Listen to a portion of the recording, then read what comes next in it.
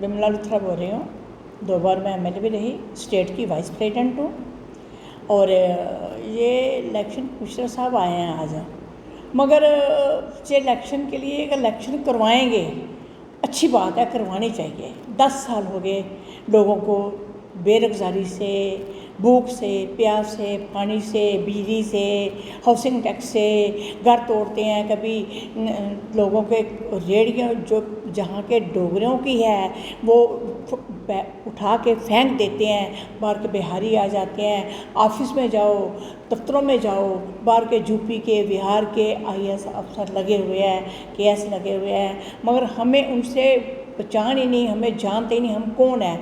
हमें बहुत मुश्किलातें आ रही हैं। मेरे साथ हज़ारों बहनें नेशनल कॉन्फ्रेंस में जुड़ी हुई हैं। उनके घर की हालात गांव में देखो जाके, जहाँ पे सड़क नहीं है, बिजली नहीं, पानी नहीं, और बच्चे नशे के शिकार हो रहे हैं। ये नशा किसने फैलाया? ये बीजेपी ने फैलाया, मोदी साहब ने और अमित शाह ने, जो होम मिनिस्टर है, इस पर कंट्रोल नहीं किया। आज के हालात इतने ख़राब हो चुके हैं, कोई संभाल नहीं पा रहे। ये संभाल सकते थे जब 96 में फारूक साहब लंदन में थे, 90 में रहे कितनी देर, उसके बाद वाजपेयी साहब ने उनको बुलाया और उनको बुलाकर कहा कि रियासत संभाल लो। इनको आज भी यही चाहिए, स्टेट वापस दे दें। फारूक साहब को कहें कि रियासत संभालो, उमर साहब को कहें रियासत संभालो। ये नेशनल कॉन्फ्रेंस शेख साहब, उमर साहब, फारूक साहब यही संभाल सकते हैं, जबकि सदियों से वोट डालने का हक ये दिया था नेशनल कॉन्फ्रेंस ने। इन्होंने क्या किया? जब बजट पास किया तो बड़ी खुशकिस्मती से कहते हैं कि हमने बहुत अच्छे काम किए हैं कि बजट पे सोना सस्ता कर दिया। मैं एक बात पूछना चाहती हूँ जो जिस बजट बीजेपी से, कि ये फाइनेंस मिनिस्टर ने बजट में सोना सस्ता कर दिया और बाकी चीज़ें का कोई किसी चीज़ पे, खाने पीने वाली चीज़ें, किचन में जो खाना है पीना है, औरतों ने बहनों खाना बनाना है, उसमें कोई महंगाई कम नहीं की। सोना गरीब लोग खरीद सकते हैं, वो तो मोदी और अंबानी खरीदेगा। हम लोग कहाँ अब सोना इतना महंगा कहाँ खरीद सकते? किसके पास 2 तोले 4 तोले होगा, पहला होगा, अब कहाँ से खरीद पाएंगे? जिनके में खाना नहीं, उनके लिए सोना सस्ता कर दिया। बहुत खुशकिस्मती से काम किया, हमने सोना सस्ता कर दिया। इसके साथ ही इन्होंने वो हालात पैदा कर दिए, ज़बरदस्ती इधर लोगों को मरवा रहे हैं, मिलिटेंसी फैला रहे हैं। आज कटड़े में क्या हुआ? नौजवान बच्चा, कोई वजह उसका कसूर नहीं था, पकड़ के रखा कटड़े में, थाने में अंदर, उस बच्चे को मार दिया इन्होंने। नौजवान बच्चा, 22 साल का बच्चा है जिसको मार दिया, और कोई सुनाई नहीं। उसकी माँ पीट रही है, चिल्ला रही है, और मैं भी वहाँ पे जा रही हूँ। उसकी हालात बुरी कर दी है।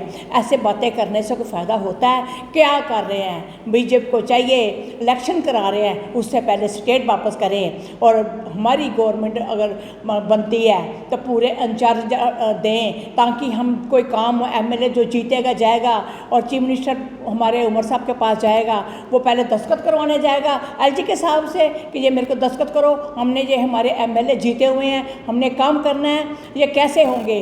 कोई हालात नहीं ठीक होंगे जब तक रियासत नहीं देंगे। हमारी उमर साहब, फारूक साहब को ये पूरी पावरें नहीं देंगे, तब तक कुछ नहीं हो सकता। बहनों की बुरी हालत है, मैं गरीबों बहनों के बीच में रहती हूँ, वो पीटती हैं, चिल्लाती हैं, इतना नशा फैल गया, गरीबी फैल गई है।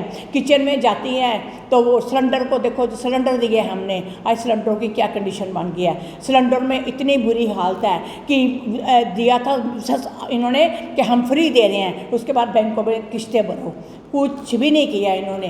तो मैं यही करूँगी रिक्वेस्ट बीजेपी वालों से, मोदी साहब होश में आओ। बड़ी लंबी लंबी बातें करते हो, आप तो कहते हैं मैं ये करूँगी या वो करूँगा गरीबों के लिए। गरीबों को गरीब और किया, अमीरों को अमीर और किया। वो कौन लोग थे? बीजेपी के लोग थे, अडवाणी वानी थे, जिनको अमीर किया। हमारे लोगों को, मेरी बहनों को, नौजवान बच्चों को, मेरे भाइयों को कारोबार बंद कर दिए।